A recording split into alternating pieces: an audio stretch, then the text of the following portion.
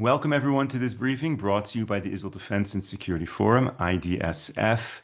Israel is the national homeland of the Jewish people. Israel is the only Jewish country in the world. There are a very good number of Muslim countries. There are a good number of Christian countries. There is only one Jewish country, that is Israel. But at the same time, living within Israel are people of many different religions.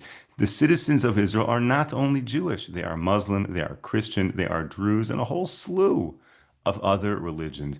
And Israel treats all of these people well. They are all citizens with all the rights that come along with being a citizen. Now, this week, there has been some discussion in the news about how Israel treats its Christian citizens. So I wanted to speak with one such person to hear his insider's view of what it's like to be a Christian living in Israel. And I bring to you a conversation I had with IDF Major Shadi Khaloul, who is a Christian living in Israel. He has a fascinating story. He is so committed to the state of Israel and, of course, to his Christian and Aramaic roots. Listen to what we spoke about. Listen to his viewpoint of being a multi-generational Christian in the Middle East, living in Israel, and facing many of the same threats that the Jewish people face in Israel and, of course, in the broader Middle East. This is my interview with IDF Major Shadi Khaloul. Okay, my name is Shadi Khaloul. I am an Israeli Christian Maronite citizen, which means as a Maronite, it's descendants of the Aramaic, Syriac, Phoenician people living in this region since time immemorial. And we are still living here as the Aramaic people. And I am myself a patriotic Israeli citizen. I served in the IDF before as a reserve as well, and in paratroopers.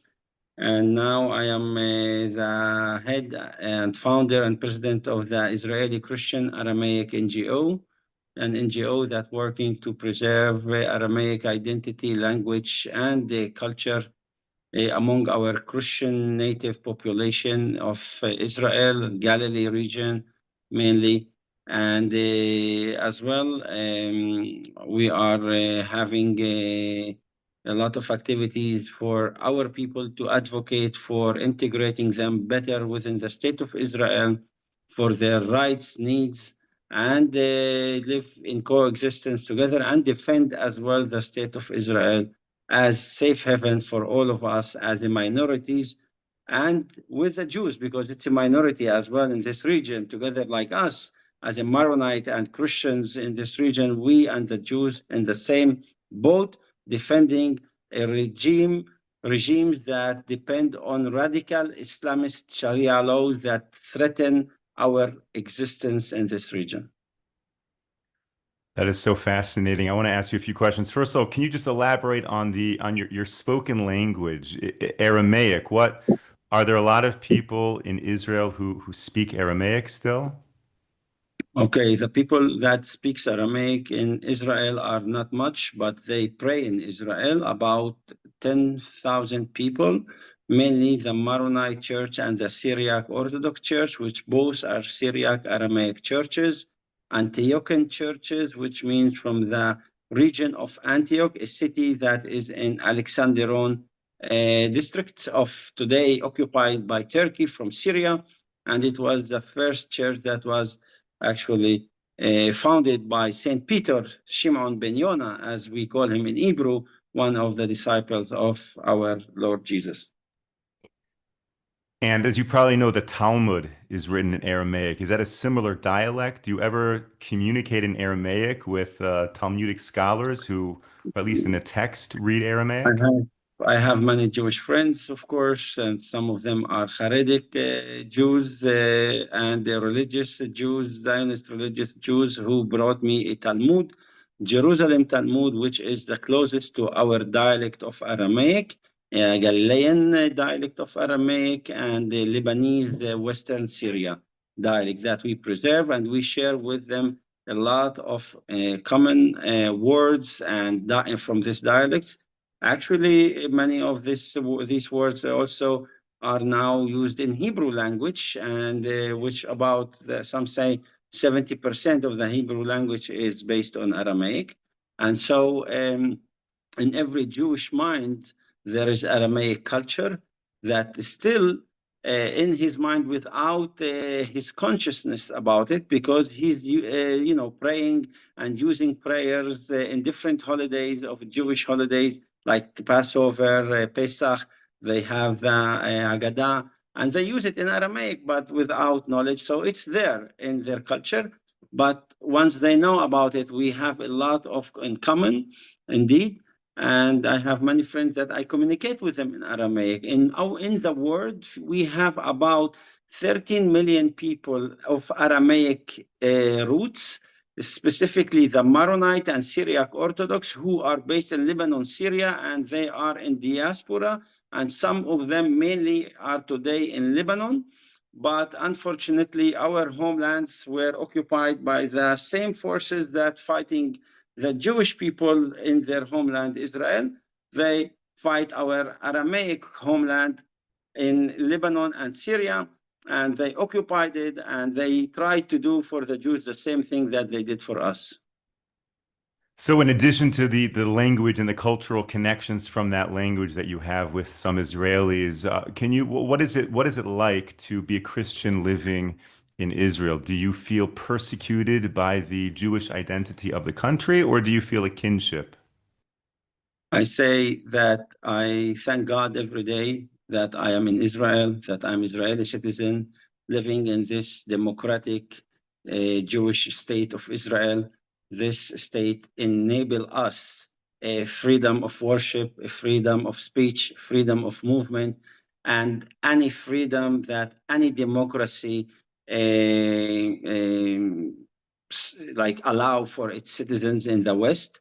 And that's a huge benefits for us, and that's a huge actually advantages for our people to prosper, to thrive as a community, because a Christian native that share these values with the Jews based on the common books that we have and the common values that we have, and we share with the Western powers and countries, we actually enjoy this life, because Christian without order of law, he cannot live, exactly like the Jews without an order of law, like we have in our democracy here in Israel, we cannot survive and live. We can see the majority of Christians in Arab countries around us where they are forced to live under Islamic Sharia laws, under different Arabic regimes, and colonialism, I call it, because it started in the 7th century and they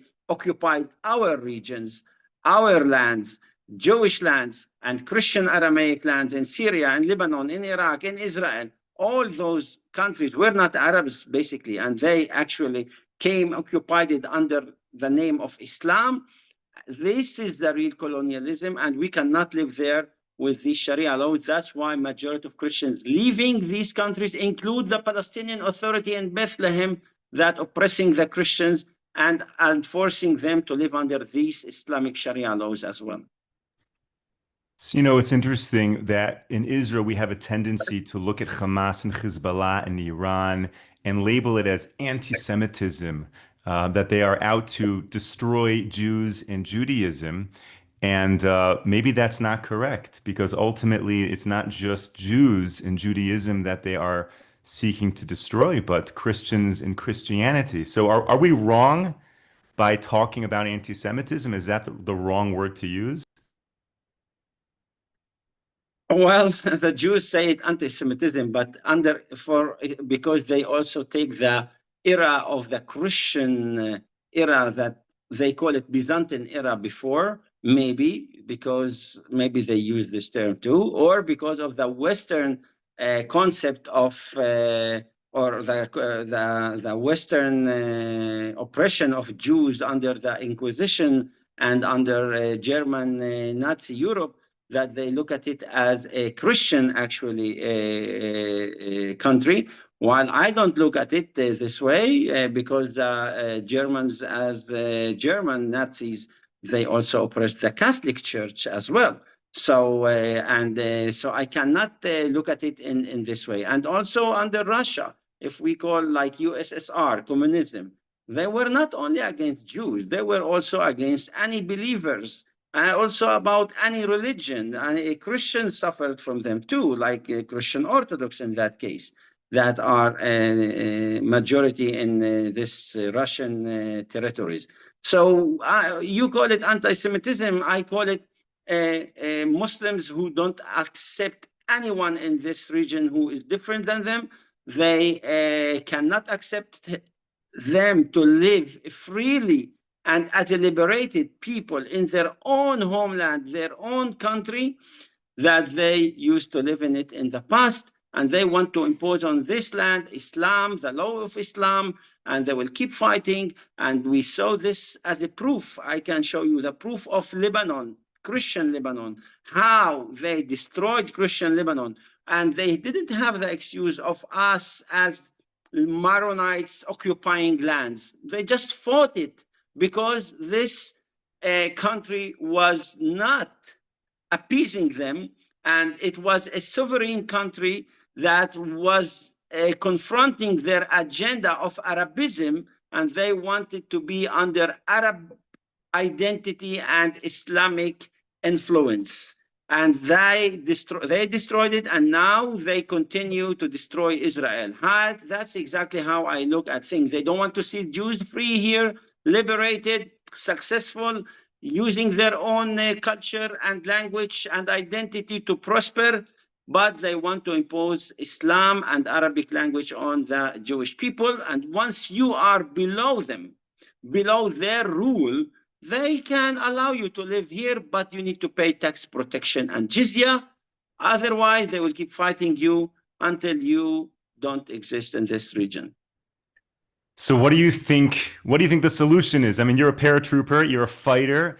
How are the Maronites going to be in the Middle East for another century? How are the Jews and the Israelis going to be here for another century? How do we win this war? Honestly, I tell you honestly, we need an. I am a very great defender of alliance of minorities. I don't trust the majority of. I call it. Let's call it in as it is, without politically correct things. I don't trust the majority of Muslims around in this region, Sunnis or Shia, which are at the end they unite against other minorities in this region, include the Jews. They unite together when there is some foreigners. They call us foreigners. So I don't believe that we can survive if we don't unite, if we don't have alliance of minorities. And the minorities in this region could be Jews, Christians, specifically among the Christians, the Maronites, Alawites, and Druze, Kurds. When I say Aramaic, which means other Christian minorities in this region that has Aramaic backgrounds, and as well as Shia, if they decide to become also moderate and defend themselves from the majority of Sunni Islam that are 80% of this region. And we saw Hamas and Al-Nusra, Jabhat al-Nusra, Al-Qaeda belong to the same Ikhwan Brotherhood movement that are jihadi Muslim radical groups that can commit those atrocities like on October 7th, like they did for the Druze in Sweden lately, like they did for Alawites in the shores of the Mediterranean as well before like 2-3 months when El Junani took place in Syria, and what they did for the Maronites in the past during the Civil War when they commit atrocities in 1976, the Moor massacre, when they commit atrocities and genocidal actions in El-Qa' Aishiye in 1978, and in other massacres that they did for the Maronites, until they start defending themselves and act against those terrorists led by Arafat, by other left-wing communist parties from the Arab world who joined them, and Islamists who joined them to fight the Christian Maronites at that time. Shadi, thank you for sharing all of this. I'm curious about the Maronites in Lebanon right now. Are you in contact with them? And is there a seeing of eye to eye in terms of the Hezbollah and the posturing of Israel? Well, we are in contact with many Maronites in the diaspora, but not in Lebanon, because they are not allowed to speak with us, because they are threatened and controlled by a regime that is controlled by Hezbollah, infiltrated by Hezbollah, from the security forces to the military of the army of Lebanon, all a system of Lebanon, judicial system, everything is controlled by Hezbollah, is infiltrated by Hezbollah. They have spies inside these systems, and they have law, actually, that say anyone who speaks with Israel, even if he's a Maronite, from his same sect, from his same people, he will be punished as speaking with Israeli. It doesn't matter what is our background. We are Israelis, and that's how they consider us.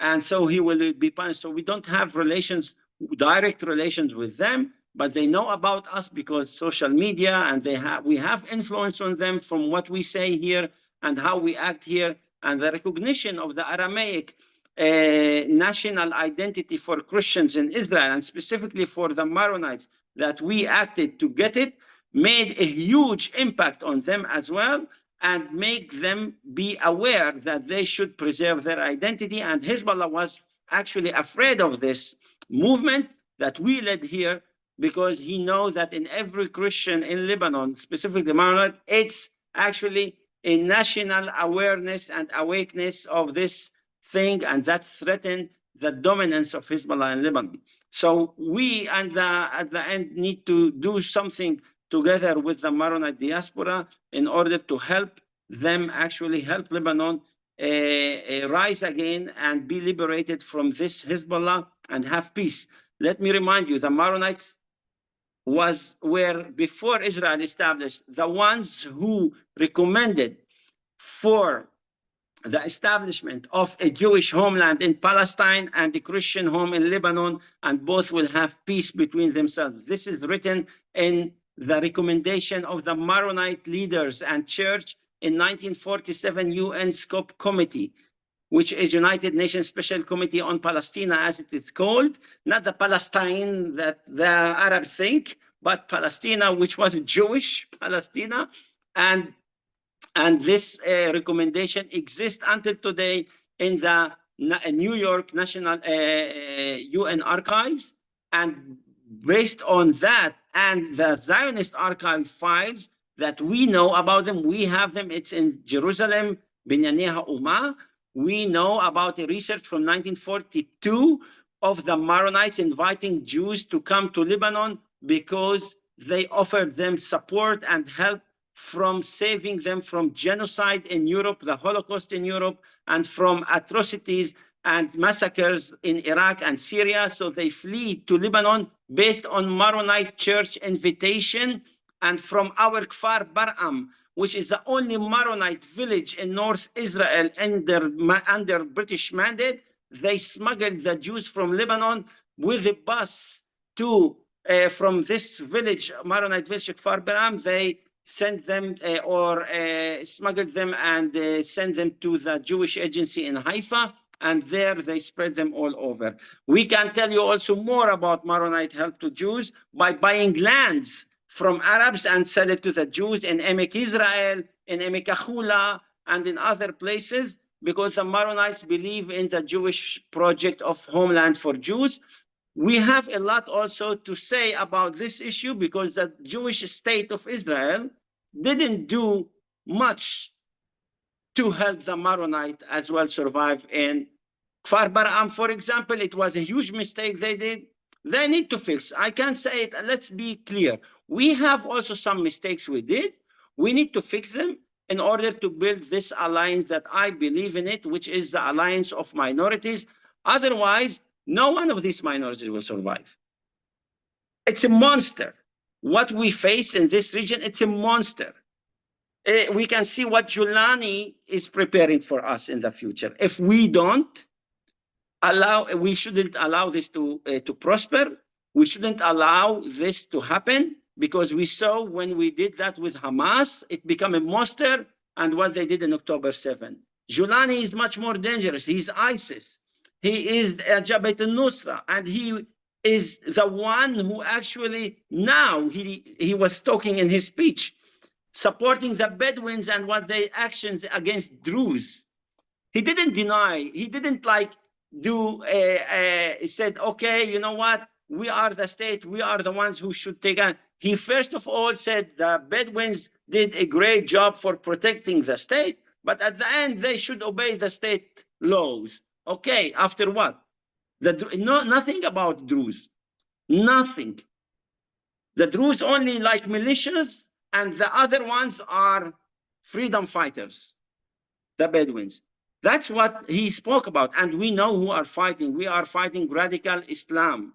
And with radical Islam, there is also moderate Islam. The problem with moderate Islam, that the moderate Islam allow this radical Islam to prosper. And they don't fight this radical Islam, or they just fight by words. Words doesn't count, sorry. If you want really to show me that you are moderate and you are siding with protecting minorities, Jewish minorities in this region, again, Israel is a minority. Jews are minority in this region. 350 million Arabs. Jews are 8 million, let's say, in this region, 8 million in this region. It's a minority. Or the Christians, or the Druze, or the Alawites. If you want really to show me that you are moderate, fight these jihadists yourself. Send armies to fight these jihadists. I don't see it. I don't see it. Saudis, why they don't send, for example, army to fight the jihadists in Syria? Because they do nothing for them, for the minorities, or for the Sunni moderate people in Syria. Nothing. Left alone. So that's what I say. I don't trust anyone other than ourselves. And we need to depend on ourselves in order to survive. Depending on ourselves means depending on Jewish and Christian and relations, and Jewish and Druze relations, Jewish and Alawite relations, and Jewish and Shia, even if they accept and they want to take part of this alliance. And the do you Hezbollah think is making a big mistake for the Shia population, by the way, Moshe. They are doing and harming Shia population in Lebanon more than anyone else, more than Israel, because they could be natural allies for Israel. But they are kidnapping the Shia population and oppressing them, and now the Shia are indoctrinated to hate Israel. So let them suffer from this indoctrination. And do you think that the Christian community abroad, outside of Israel, deeply understands that this war here in Israel is not just a war against the Jews, but against these minorities, Christians included? Does the Christian world understand that? No, Moshe, no. They don't understand that, because the state of Israel don't speak what I'm speaking. Sorry. The state of Israel and the Jewish people who are influencers and have the money in this state, not me, sorry, I am a minority here. They are the ones, and they are always in their explanation to what's happening. They try to show we are democratic. Okay, we are democracy, so what? But show me how you're protecting minorities, and you are not exposing that. They are blaming you that you are genocidal people, racist, whatever. That's what they claim. Are you acting to confront these claims? Are you showing that the Christian world, that Christian community here living good, in a good way, a good manner? As I said, one project that I have in mind is the government of Israel should declare it now. It's even essential more than any other era, is declaring the establishment of a Christian Maronite town in North Israel now. after the war end, they will do this because they promised the Maronites to do so. Do it now. Build alliance against with minorities in Lebanon and confront the agenda that said always this narrative that only with power and force and violence we can achieve things from Israel. Show the world that we can do things based on positive things and acting positively together with Maronites here. And this sent message to the Maronites of Lebanon, to the Christians of this world, the evangelical Christians, to Catholic Christians. You see, this is what is Israel about. We have also things to think out of the box sometimes, because you guys, as a Jewish people, not as Israelis, because I'm Israeli like you, and I support this country, I defend this country like you. I'm Israeli, I have no doubt about what I want to do for Israel, for better Israel. But I need the Jewish majority to be thinking out of the box, to think together with us. And I am coming here to help you think out of the box for the needs of our community that you are not aware of, to put it on the table. That's what I'm trying to do. Now, some say, oh, you have an interest, you want to build a town, you want to fix something that happened in the past. I said, yes, I want, that's true, but it's not bad, it's good for you. And when I was strong, I helped you. When I was strong and you were weak, and that during the Holocaust time and during the Arab uprisings, 1936 to 1939, and oppression of the Jews and massacres against Jews, I was the one who helped you because I was stronger than you, because I was a community that wanted to live with the Jews and help them being saved from these massacres. So, of course, it's, you know, one hand doesn't clap by itself. We need, when you are in need, I need to come to help you. When I am in need, you need to come and help me. And based on this alliance, I believe in Jabotinsky, very important sentence he said, and in his theory, he said to be Gaon, Nadiv, Ve'akhzar means to be generous, wise, or proud, generous, and fair or strict with your enemies. Be generous with your allies and strict against your enemies. That's what can help Israel in this time and any other time. When you are generous with your own people, with your Jewish people who serve in the army, who support this country, who defend this country, the reserve people, the people who go to the army, join the IDF to fight and leave their homes, leave their families. Many issues. I don't want to go inside what's happening for reserve. As a reservist, I'm talking now. I know what's happening in this. Many people got divorced even in this because they want to focus how to save Israel and help Israel. That's much more important even than the family it becomes at the end. And at the end, we don't give them. We don't give the reservists what they deserve. And that's exactly the same thing with a minority of people who go and serve in the IDF. They go, they serve you, they want to be part of you. Be generous with them. Give them more than others so others can copy this method. That's how we can strengthen Israel, and by being generous to, first of all, people who love Israel, who want to be with Israel. And with the evangelical Christians, they love your country. They love Israel. They contribute so much money to Israel. Now we saw Mike Huckabee went out and said something about that. What we do with it? Is it true? Let's examine this. What we can do in order to fix this. Don't just leave it and say, no, it doesn't exist. It will hurt us. We need to be much more generous with our allies without being hurt, of course. Shadi, thank you so much for sharing all of that. It is a powerful message. It is a critical message that every Israeli, every Jew and Christian abroad hear, and we need people to understand that this war is not just a war against the Jews, it is a war against many minorities, and it's a war against Jews and Christians alike. So thank you so much for sharing all of that. A great pleasure.